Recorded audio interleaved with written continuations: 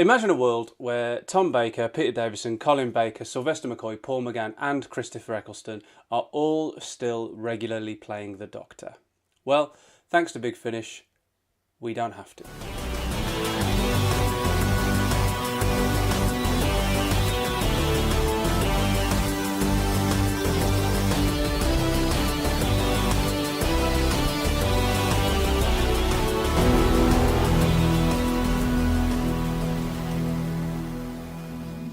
Some of you might have shouted at the screen, David Tennant, when I was listing all of the Doctors who work for Big Finish, but I figured as Tennant is back as the Doctor on TV later this year, he probably isn't as big a selling point as all of the others.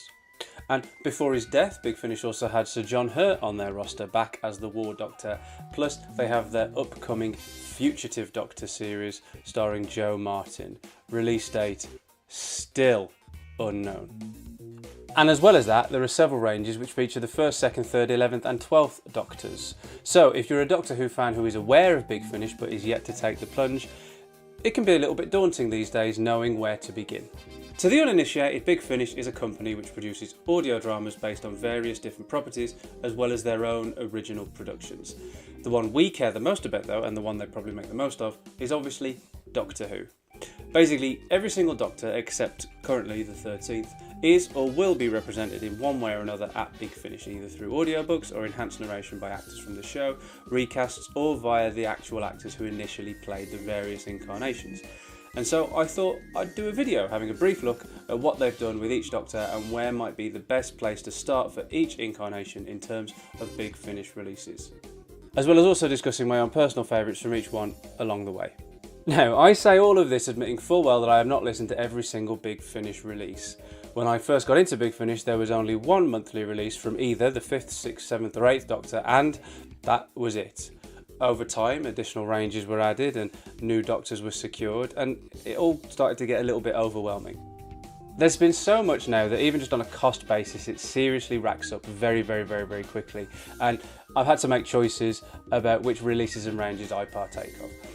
That being said, there are always sales and bargains when it comes to Big Finish, so I do recommend checking those out when they come around because the chances of you being able to pick something up that's really very good is quite high. Anyway, I've waffled on for long enough about stuff you probably already know, so let's get into where might be a good place to start with Big Finish for the 1st Doctor.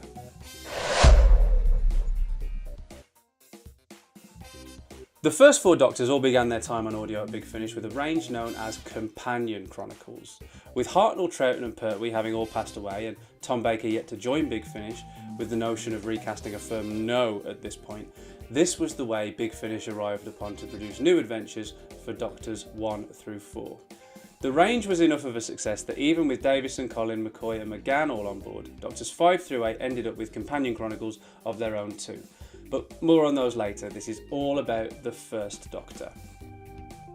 Companion Chronicles were enhanced audio productions featuring one of the original companion actors telling a story about their time with the Doctor, usually featuring another actor in one other part. And this gives us the wonderful opportunity to hear William Russell, Carol Ann Ford, Peter Purves, Maureen O'Brien and G. Marsh all give their own interpretations of the 1st Doctor. As the range went on, the Doctor and Stephen even gained a new companion by the name of Oliver, played by comedian Tom Allen. A new recurring enemy was created called the Rocket Men, who actually crossed over into other ranges, including the 4th Doctor adventures when Tom Baker signed up, and Big Finish's own 20th anniversary celebration, The Legacy of Time. After a few years, the range split somewhat and we had the continuation of the Companion Chronicles, but we also got the early adventures alongside them, which were a kind of halfway house between the Chronicles and full cast audio dramas, with either William Russell or Peter Purves still giving their take on the 1st Doctor. But the 1st Doctor did eventually cross over into fully fledged full cast audio productions, running concurrently with the previous 2 ranges, when David Bradley assumed the role alongside Claudia Grant, Gemma Powell and Jamie Glover, who had all played Carol Ann Ford, Jacqueline Hill and William Russell respectively in An Adventure in Space and Time. And last year, full cast 1st Doctor plays got an overhaul as Stephen Noonan took on the role alongside Lauren Cornelius as Dodo, which looks to be the current configuration of full cast 1st Doctor adventures going forward. So, where to start? Well, the first few years of the Companion Chronicles are currently about £2.99 per release, so if cost is a factor, you could do worse than checking these out at little financial risk. If you're keen to try something new with your First Doctor fix, then the first to feature original companion Oliver Harper is the Perpetual Bond, and he appears in 2 more releases, The Cold Equations and The First Wave. Conversely, if accuracy for the era is something you're after, there is a box set in the Lost Stories range featuring 2 First Doctor stories which were never made. The first of which is, in my opinion, absolutely superb. Later on in the range, Carole Ann Ford performs The Beginning, which outlines the Doctor and Susan's flight from Gallifrey pre an unearthly child. The early adventures, which as I said differentiated themselves slightly from the Companion Chronicles, has a fun story which plays on the second and third Doctors having familiarity with the Sontarans by imagining the first Doctor meeting them as if in a 1960s serial called simply The Sontarans. That same range also imagines what a 5th anniversary special might have looked like in 1968 and has the first and second Doctors meeting in a story called Daughter of the Gods. But if full cast is your thing, then the series of David Bradley stories is actually pretty strong. In fact, for a time, I think it was my favourite Big Finish range, so you could always start here. Obviously, that all depends on how you think you'll fare with Bradley in the role, but there's a nice blend of historicals which weren't periods or settings the TV show visited yet, which feel like they so easily could have been from the first year of the show, plus some very imaginative science fiction type stories as well. The Stephen Noonan stories have so far been solid too, and both Noonan and Cornelius give good First Doctor and Dodo, bringing to life a fairly underrepresented era of the show. The first of this series is a box set called The Outlaws, though my own preference is for the second set, The Demon Song. Every release I've mentioned is one I like, but I think my own personal favourites of what I've heard of the First Doctor from Big Finish are Farewell Great Mastodon from the Lost Stories box set, and The Invention of Death and The Last of the Romanovs starring David Bradley from volumes 2 and 4 of that range respectively. But there are plenty of treasures in the First Doctor ranges.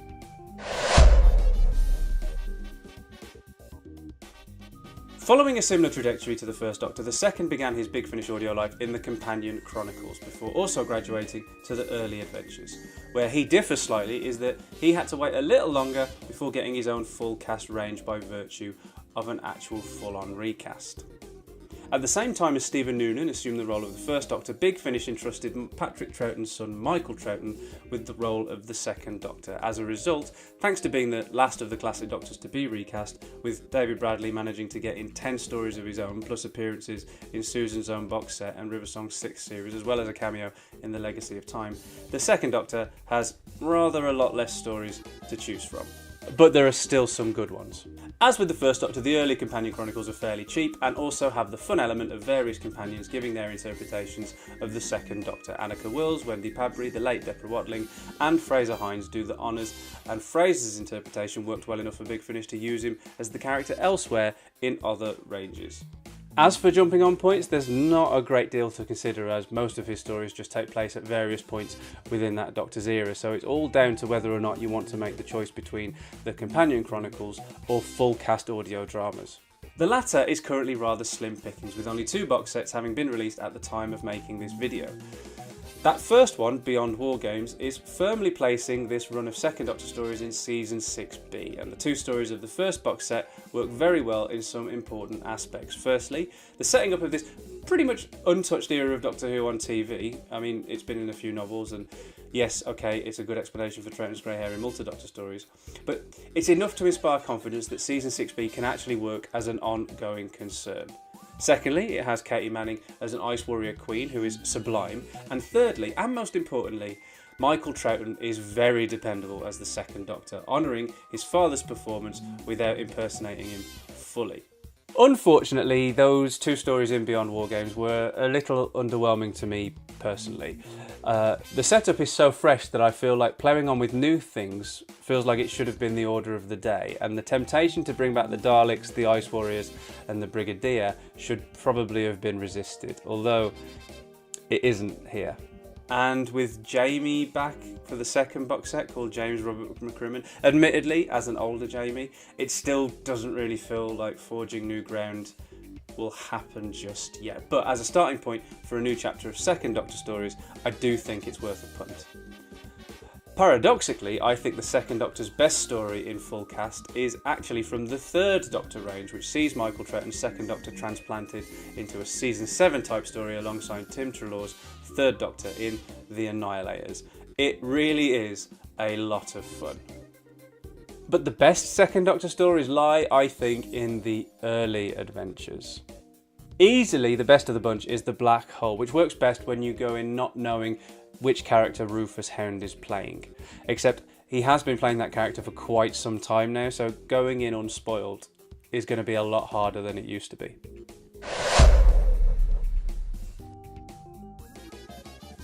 Tim Treloar took on the role of the Third Doctor quite a bit before either Stephen Noonan or Michael Troughton took on either of the first two Doctors, which means the Third Doctor is pretty well represented in terms of full cast audio plays these days.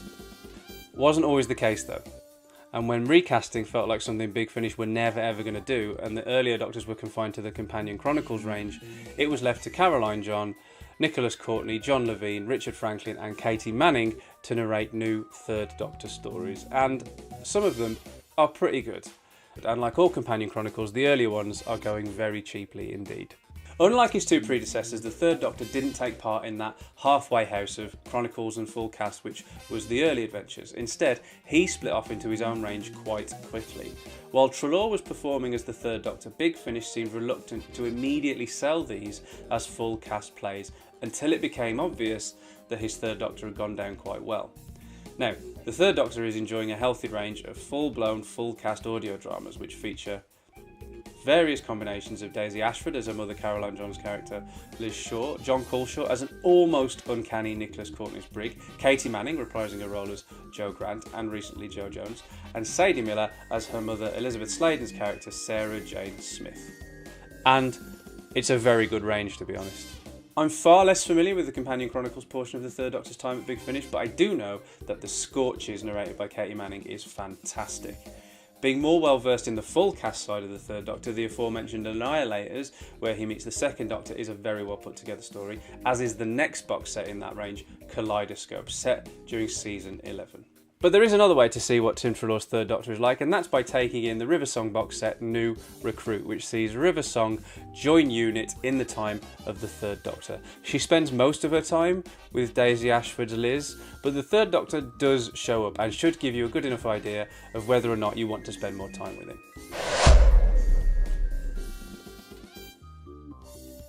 Before Tom Baker joined Big Finish early last decade, the Fourth Doctor was much like the first three, part of the Companion Chronicles. There's a cheeky cameo in a Fifth Doctor story via a dictaphone recording thanks to John Culshaw's impression, but otherwise, that was it. But once they got Tom, it seems they haven't stopped recording. There are now more Tom Baker Big Finish stories than there are Tom Baker stories on TV. And he's even found time to meet new companions and interact with some of his fellow Doctors, something Tom never did on TV. He has a couple of series with Louise Jameson as Leela, with Lalla Ward as Romana, even Mary Tam as Romana before she passed away. Matthew Waterhouse as Adric joined him and Lalla for a couple of stories, and his new companions include Jane Slavin as Police Officer Anne Kelso and Nerys Hughes as Margaret Hopwood. So there are new stories from every point in the Fourth Doctor's era. Thanks to Sadie Miller's respectful performance as her mother's character Sarah Jane, we have some from the very beginning of his tenure too. Philip Hinchcliffe even came on board to do a couple of stories featuring Tom and Louise for an extra stab at era authenticity. Where to start then? Well, things get quite involved with the Fourth Doctor, with running threads picked up at various points, so going standalone is probably your best bet. And to that end, Tom Baker has a few other appearances as the Fourth Doctor in other stories in other ranges that act as a kind of like Big Finish selection box. You get a chance to taste a few things that Big Finish offers all at once. His appearance in River Song series happens in her fourth box set and is a lovely inversion of their relationship. He already knows who she is, what their relationship is, and is in love with her. So, what's gone wrong? She's on the back foot for once, and both Tom and Alex Kingston have great chemistry, and that whole episode is a joy. He has a couple of stories in the classic Doctor's New Monsters range, which mashes up exactly what you'd expect monsters from the 21st century show coming up against the classic series Doctors. His Vashta Narada story in the second box set is one of the best of these, certainly my favourite anyway. Finally, his story with David Tennant as the 10th Doctor in Out of Time is also a fun, unchallenging, breezy hour which gives you a taste of Tom Baker's inspiring, even frightening effervescence for a man his age before taking the dip into his now quite dense discography. It's so dense that I have to admit I haven't listened to all of it, and I only very occasionally dip into his ongoing range when it has something to do with a thread from another range that I'm following or contains characters that I have a particular fondness for.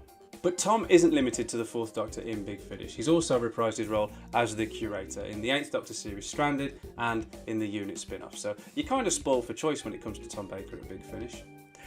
Same with the next guy. With the company almost since the very beginning, Peter Davison has contributed an enormous amount of stories to Big Finish. And that's not to mention all the stories in other ranges that the Fifth Doctor appears in. These days there is so much Fifth Doctor stuff at Big Finish. When Big Finish acquired the Doctor Who licence and started producing Doctor Who audio drama, Peter Davison was there reprising his role almost immediately and hasn't stopped for nearly 25 years. Therefore, with so many stories, there are some absolute blinders.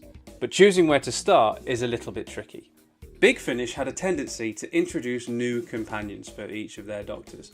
Paul McGann obviously had to have a new one in Charlie Pollard with the rights to Grace Holloway being tied up, and Big Finish essentially becoming the producers of current Doctor Who when they acquired McGann's services in 2001. Peter Davison had Eremem, who travelled alongside him and Perry, extending the gap between Planet of Fire and Caves of Androzani quite significantly. And the first story Eremem, an uncrowned pharaoh from ancient Egypt, appeared in was The Eye of the Scorpion, so picking up here is like the beginning of a new season. He also had Thomas Brewster later on, and Mark even later. There are plenty of stories where he travels with Nyssa or Turlough, and years later Janet Fielding and Matthew Waterhouse both join Big Finish as Tegan and Adric, so every single Fifth Doctor companion is represented in some way at Big Finish. Even Chameleon. With the ending of what was known as the main range, where Doctors 5 through 8, but mostly 5 through 7, would have 4 new episodes released per month, each Doctor now has their own range of adventures.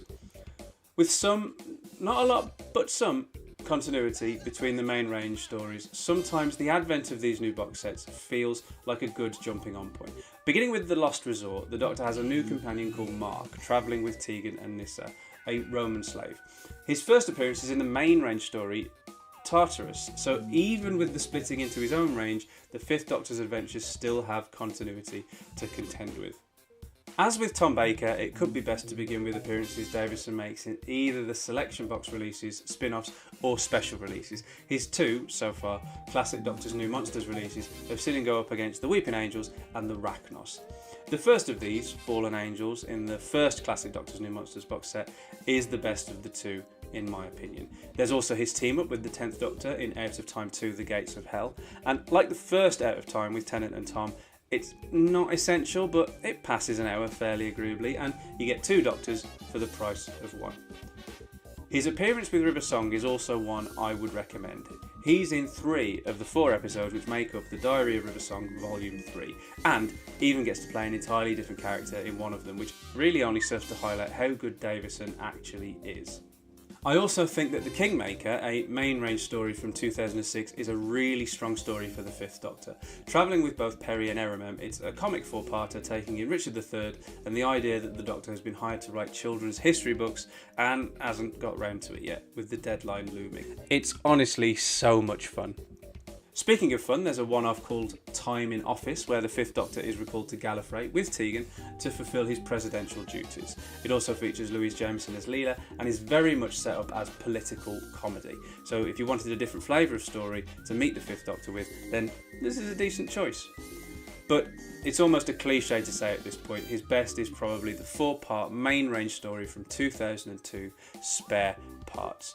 Releases from this sort of time are currently super cheap on the Big Finish website, and Spare Parts at the price it currently is practically insanity. The origin of the Cybermen on Mondas, it's a truly excellent story. Not just one of the best Big Finish stories, but one of the best Doctor Who stories ever. Davison and Sarah Sutton are fantastic, and the script is outstanding. Such is the impact within Doctor Who circles that both the Series 2 Rise of the Cybermen 2-parter and Series 10 finale owe it quite a debt.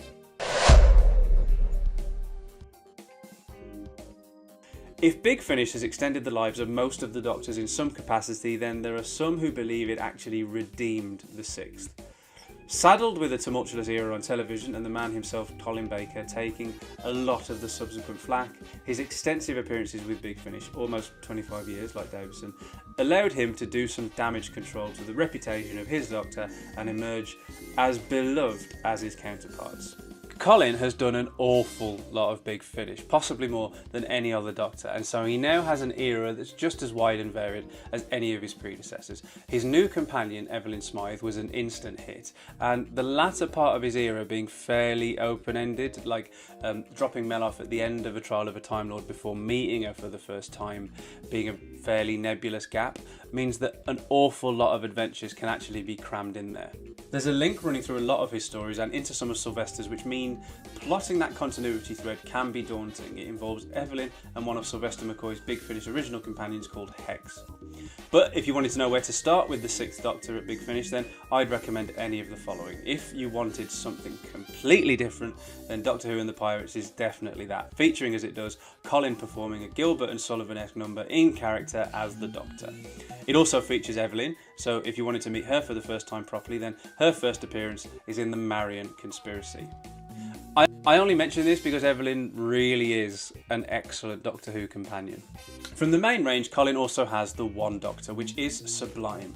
Jubilee, which was sort of semi-adapted by its writer Rob Shearman into the Ninth Doctor story Dalek, and The Condemned, which takes place in a stretch which has him, through a quirk of timey-wiminess and memory fiddling, travelling with his future self's companion Charlie, and meeting a great recurring character in Detective Inspector Patricia Menzies, which all of these stories stand out to me.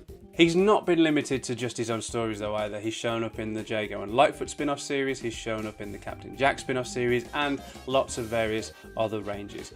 And Colin has also shown up as another incarnation of the mysterious curator in the 8th Doctor series Stranded and the currently ongoing 60th anniversary run Once and Future. Big Finish also gifted him the unmade Season 23 based off scripts and pictures and documents before the show was put on hiatus, leading to the Trial of a Time Lord. Plus, they've also given him a proper regeneration story in the box set The Last Adventure, which is 4 episodes set at different points in his era. But if you're wanting to steer clear of daunting continuity altogether in this exercise, then there's the team up he has with David Tennant in Out of Time 3, Wink, where they both come up against the Weeping Angels. As with the team-ups Tennant had with Tom and Peter, it's a fairly agreeable way to spend an hour without being utterly groundbreaking. But if I had to give my favourite of those three, it's this one. But even better than that is his team-up with River Song. In the second River Song box set, he shares her with the 7th Doctor, who crops up in the first episode. He meets her in the third, and then they both show up in the fourth. But it's Colin's third episode, confusingly titled World Enough and Time, which is the standout. Not only does it contain, in my opinion, Colin's best performance ever as the Doctor, he also absolutely shocked and surprised me in having what I think is the best Doctor-River chemistry with Alex Kingston out of any other Doctor. It is fantastic. Also, as an aside, Colin has a couple of box sets set in an alternate timeline where the 4th Doctor, instead of the 8th Doctor, regenerates into the War Doctor. Except it's not John Hurt, it's Colin instead. So he's playing an alternate 5th Doctor who's also the War Doctor. The box sets aren't really up to much in my opinion, but I thought them worth mentioning at this point just as a curiosity.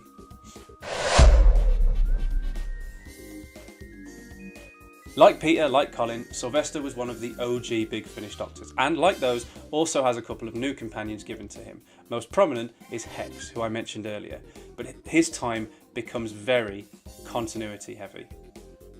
If you did want to start and make your way through it though, he's introduced in The Harvest, but to get his full story, you have to dip into some of the 6th Doctor stuff as well. But if you don't mind meeting a companion whose introduction you haven't seen, then the story with him and Ace called Night Thoughts is one of my personal favourites from the main range. McCoy actually gets a rather sizable amount of absolutely fantastic Big Finish stories. Dust Breeding is superb, and Colditz, which introduces one of Doctor Who's most complex supporting characters in Dr. Klein, is another absolute belter. And it also features a pre-Doctor David Tennant. Klein recurs in a few stories actually, most notably 2 separate trilogies and a standalone story. The first trilogy, which comprises A Thousand Tiny Wings, Survival of the Fittest and The Architects of History, is, I think, hands down some of the best stuff Big Finish have done. The second trilogy, which comprises Persuasion, Starlight Robbery and Daleks Among Us, less so, but still has some really fun moments, and I have to admit to not having listened to the standalone most recent story with Klein, Warlock's Cross. And, like Colin's Lost Season 23, Big Finish also got Andrew Cartmel in to shepherd the Lost Season 27, and that's a mixed bag, but does introduce new companion Rain, who appears again in the box set Unit Dominion, which also features Klein and has a lot of fun pitting the 7th Doctor against an unknown future version of himself with surprises along the way. McCoy's highlights for me do tend to come from the main range though, with The Death Collectors being an excellent 3-parter set towards the end of the 7th Doctor's life. Travelling alone, he meets the brilliantly named Danica meanwhile, and the brilliantly devised Dar traders, who exist on the cusp of life and death. Best of the lot for me though, and one of my favourite Doctor Who stories of all time, is the main range release from 20 years ago, Master. Starring Geoffrey Beeber's version, it is absolutely perfect. They may as well have just put the word peace at the end of the title. It's unusual, which the 7th Doctor's era is allowed to be across its myriad forms, but if you want something a little different with which to get acquainted with the 7th Doctor on audio, go for this one. It contains a different type of performance from Sylvester as the Doctor, and Geoffrey Beevers might give the best performance as the Master out of anyone ever to have taken on the role in this story. It's also another one which is ludicrously cheap these days.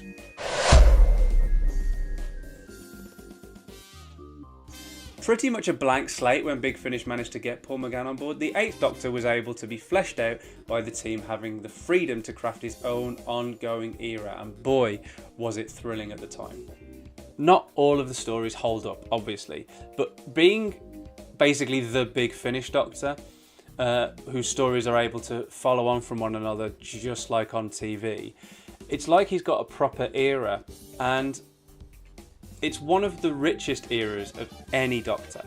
Recently we've begun switching between 2 different time periods with the advent of the Time War, and stories set within that being released concurrently with his ongoing adventures with the companions Liv and Helen. And later this year we'll be flitting back to an earlier part of his life, so there will actually be 3 different 8th Doctor eras running simultaneously, unless there's some shenanigans afoot with the upcoming releases. But for a huge run of stories, you can just start at the beginning and work your way through. If that's what you fancied, then beginning with Storm Warning, where we meet Edwardian adventuress Charlie Pollard, can't see you go too wrong. It's a great statement of intent of what Big Finish had in mind for the 8th Doctor in those early days, and he and Charlie work incredibly well together. But the 8th Doctor actually has several built-in jumping on points throughout, with his time carved up into distinct eras all their own. The Charlie Pollard era takes in a couple of seasons worth of stories with meetings with Daleks, Cybermen, Time Lords, the Brig, Romana and Leela, and new companion Kerrys, who they meet while they're trapped briefly in another universe entirely.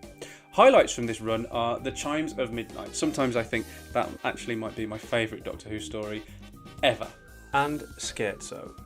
And that's the first story in that Divergent Universe arc. Now, the stories in this other universe get slated, but actually contain quite a lot of good stuff.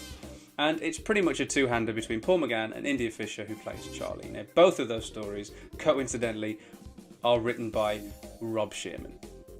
The next block is a couple of seasons worth with companion Lucy Miller, played by Sheridan Smith. Blood of the Daleks kicks off this run, and the format changes slightly to mirror the new series a little more. Single 45 to 50 minute episodes. He comes across Daleks, Cybermen, Zygons, the Wirren, Crinoids, Ice Warriors and the Meddling Monk, among others. It can get a bit much, to be honest, but while Lucy Miller is an excellent companion, this era is slightly wobblier to me in terms of quality. There are some classics though, and my highlights in this run include Human Resources, Max Warp and The Book of Kells. There's also a lovely one-off story from this period where he goes back and sees Susan again.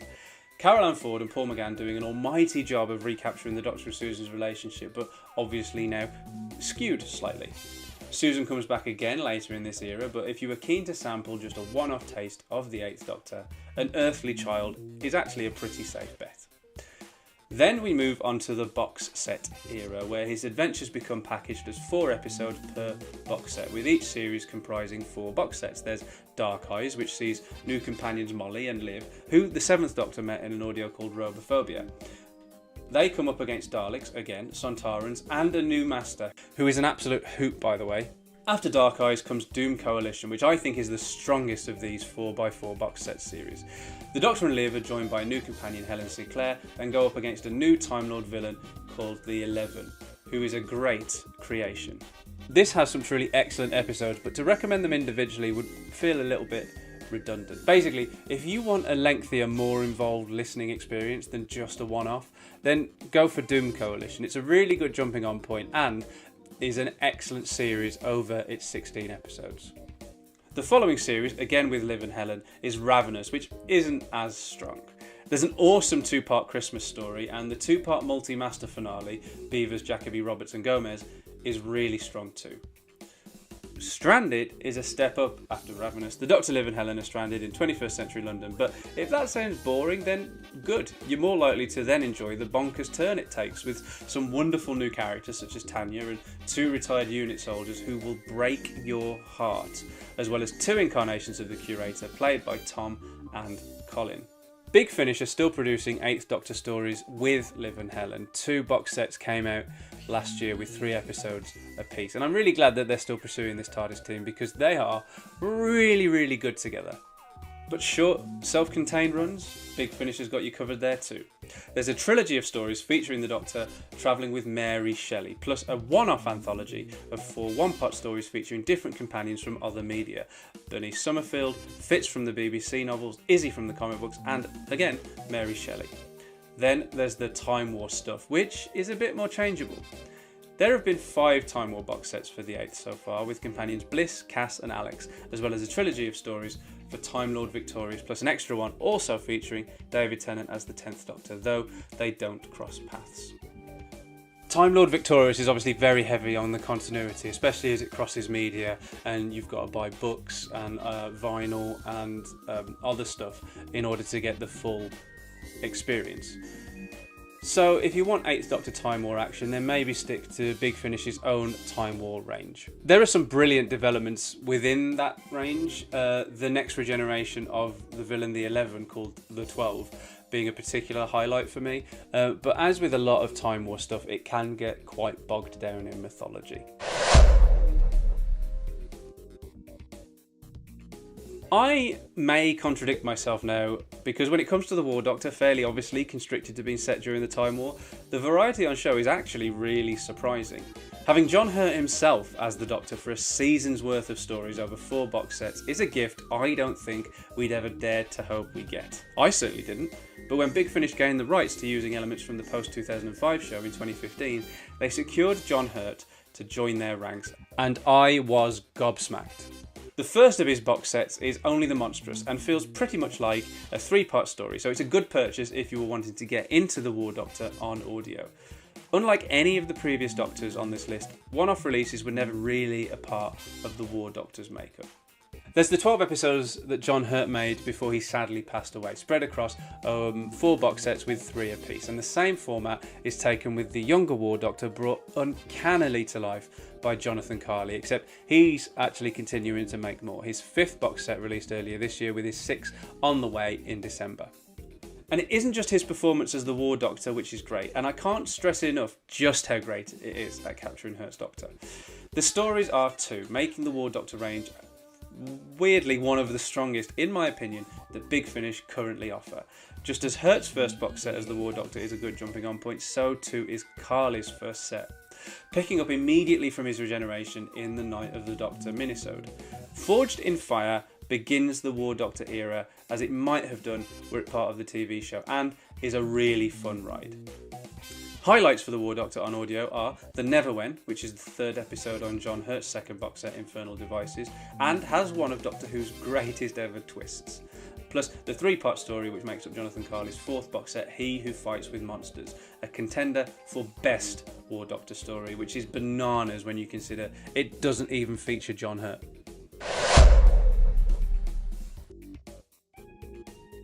Something I never ever thought would happen, even above and beyond John Hurt playing the Doctor in his own series for Big Finish, Christopher Eccleston's back playing the Doctor. Alongside Tom Baker and Hurt, this felt like one of the company's greatest coups.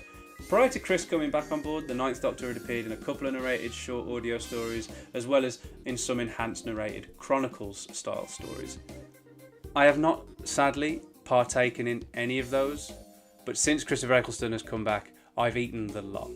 Ravagers was his first box set, and a finer jumping on point for the Ninth Doctor I cannot think of. It's a 3-part story and intentionally messy in its haphazard nature, but it's actually a blast. That said, there are better individual stories nestled in the subsequent box sets. Across his adventures at Big Finish so far, he has met the Brigadier, Cybermen, Sontarans, Sea Devils, the Vashta Nerada, Jack Frost, Lady Macbeth, and Liv and Tanya from the 8th Doctor range, among others. And not a single episode has heard Chris sounding bored. He brings such vigour to each one that there genuinely isn't a bad episode in the bunch. Sure, there are average ones. Some are better than others, but with average as the baseline for this range, it's actually one of Big Finish's strongest. Favourite episodes for me are Girl Deconstructed from his second box set Respond to All Calls, which is a densely scripted story disguised as something far more simple, Monsters in Metropolis, which concludes his third box set Lost Warriors, with the Doctor encountering a lone Cyberman on the set of Fritz Lang's seminal film. The 2-part conclusion to the Old Friends box set, where the Ninth Doctor and an elderly Brigadier fight an army of Cybermen at the Fourth Bridge. Old Lang Syne from the Back to Earth box set, which is a really beautiful story set across various New Year's Eves, and Salvation 9 from the Into the Stars set, with the Doctor meeting an unusual bunch of Sontarans. Plus, I've recently just listened to the Pioneers box set, which kicks off Christopher Eccleston's third series on audio. That means by the end of that, we'll have 4 series of Christopher Eccleston, 3 on audio, 1 on TV. I absolutely cannot believe it.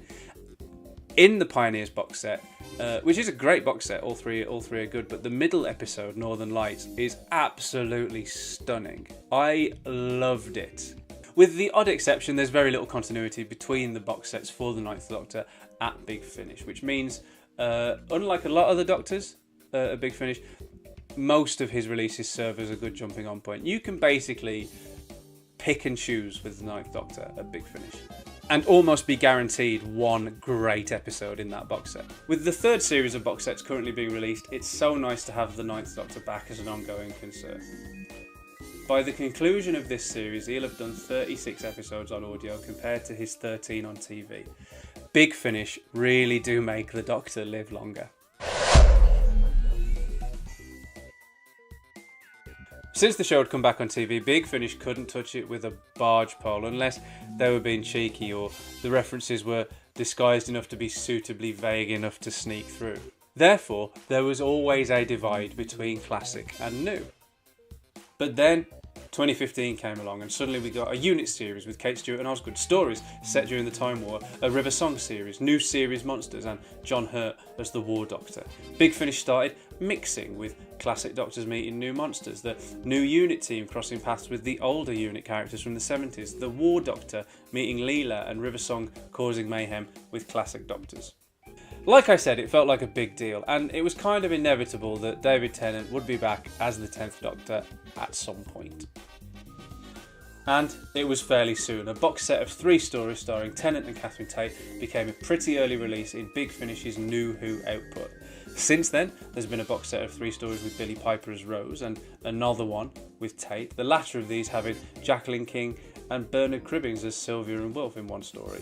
But that's not all. As well as the 10th Doctor showing up in Chronicle-style releases and narrated audio short stories, David Tennant has been quite extensive in his appearances for Big Finish. He's cameoed in a box set focused on Donna, one focused on Jenny, and one focused on Peladon, in one of River Song's box sets, Volume 8, and in the Big Finish Birthday Bash, The Legacy of Time. He's also shown up in one episode of Derek Jacobi's War Master series, the box set called Self-Defense, and had a trilogy of stories with River Song in a box set called The 10th Doctor and River Song. Great title. The stories from this are available separately if you are wanting to dip into the 10th Doctor Big Finish stuff with just a one-off. And it's the same for the 3 main box sets with Donna and Rose. Those stories can also be bought separately. The best of them, in my opinion, are Death and the Queen for Donna, The Sword of the Chevalier for Rose, and Ghosts for River. But the Rose and Donna box sets are pretty strong all round. The River one less so, in my opinion. There's also a special release for the Time Lord Victorious cross-platform epic, which has both David Tennant and Paul McGann, called Echoes of Extinction. The Doctors don't meet, but it's a diverting enough short burst of Doctor Who if that was the kind of thing you wanted to begin with. But if you do want Doctors meeting, then there's the trilogy of stories already mentioned, where the 10th Doctor meets the 4th, 5th and 6th and comes up against the Daleks, the Cybermen and the Weeping Angels. That range is called Out of Time, and like I said earlier on, the best of those three, I think, is the 6th Doctor team up against the Weeping Angels called Wink. Beyond that, there's a box set of stories called 10th Doctor Classic Companions, the 10th Doctor reuniting with Leela, Nyssa and Ace. None of these especially stand out for me, but if you were tempted by the idea of more than one episode of 10th Doctor audio stuff but didn't want to be bogged down in continuity, this is a fairly good bet. Like with the 9th Doctor, there isn't really like one set jumping on point for the 10th Doctor at Big Finish. You could chop and change fairly easily. However, the 10th Doctor's most extensive run with Big Finish is essentially just a whole other 10th Doctor season, and that is Dalek Universe. 9 episodes spread across 3 box sets, and it's really good. There's a cliffhanger to the first episode, which is one of the most audacious that Doctor Who has ever done. The only thing is, this series does feature a character which relates to the 4th Doctor's Big Finish continuity and impacts the 10th Doctor's character as a result, but you can still pick it up fairly easily if you just jump in with Dalek Universe.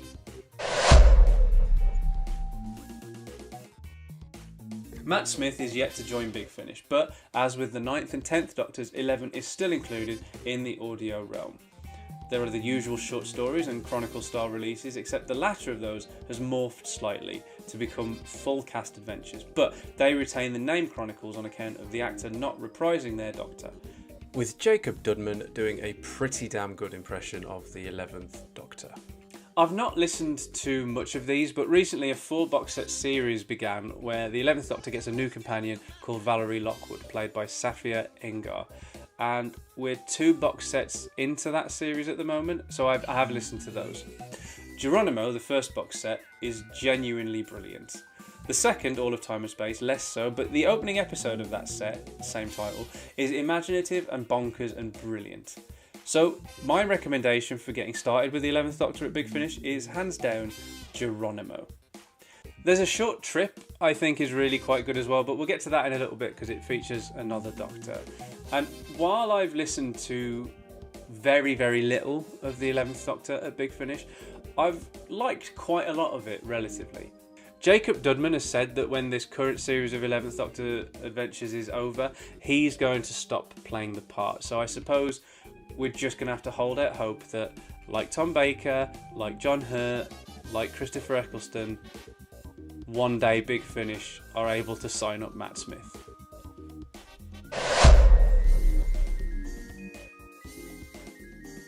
While we've got our fingers crossed for Matt Smith at Big Finish, let's also keep them crossed for Peter Capaldi. But while he's yet to sign on, Big Finish, like all of the Doctors before him, have still found ways of telling stories featuring the 12th Doctor. Not quite as many as the 11th admittedly, but Jacob Dudman is still put to good use as 12 in 1 box set of Chronicle Star stories, several Audio Pro stories and 1 box set of full cast adventures called Time Jacked, where he is whisked away from his spell at Bristol University by a rookie time agent who needs his help. While the amount of 12th Doctor stories at Big Finish is a fraction compared to other Doctors, the amount I've actually listened to is even smaller, precisely 1.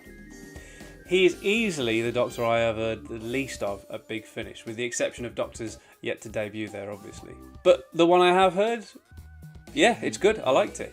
And it's a good showcase for both the 12th and 11th Doctors, actually, and Jacob Dudman's interpretations of both. His 11 is stronger than his 12, but both work well, both are good. The story is called Regeneration Impossible and is basically a two-hander between both Doctors, performed entirely by Dudman. The short trips range is usually prose read by one reader, but here it almost counts as full cast if one man can be considered full cast. Therefore, it's quite a good gateway for 2 Doctors and a decent starting point for either of them. It's also very affordable, like all of the short trips. The 13th and Fugitive Doctors at the time of making this video are yet to debut at Big Finish. A series of stories starring Joe Martin has already been announced and is available to pre-order, but there's been no release date announced yet, and I think that the stories themselves were announced over 18 months ago, and there's still no release date. So I don't know what's going on. Jodie Whittaker may one day come to Big Finish, but even then, there's been no announcement or of plans for any short stories or 13th Doctor Chronicles ranges, which I think is a shame, and maybe they'll come in time. So is there anything else to add? Well, yeah, maybe. If we're talking about where to start with Big Finish, there's also releases that feature multiple Doctors. Those selection box type box sets that I mentioned earlier, where, you know, they don't feature just one Doctor. The Classic Doctor's New Monsters range, for example, which acts as kind of like a mini buffet and give you an idea of how various Doctors might fare on audio. Their very first Doctor Who main range release from 25 years ago features Peter, Colin and Sylvester in The Sirens of Time. Their offering for the 40th anniversary of Doctor Who's Zagreus features them plus Paul, though they don't necessarily give you their Doctors for plot reasons. There's a release in the main range featuring both Colin and Sylvester called Project Lazarus, though that feeds into ongoing continuity heavy plot threads, and their 50th anniversary offering is The Light at the End, featuring those aforementioned 4 Doctors plus Tom. The final release in the main range features Doctors 5 through 8, though it's a bit messy, to be honest. And finally, there's the special release for Big Finish's 20th anniversary, The Legacy of Time. 6-hour-long stories, mostly featuring a different Doctor, plus plenty of elements from Big Finish's rich Doctor Who tapestry. Not to mention there's a series which is currently ongoing, and that showcases quite a lot of them, so that is probably worth a consideration.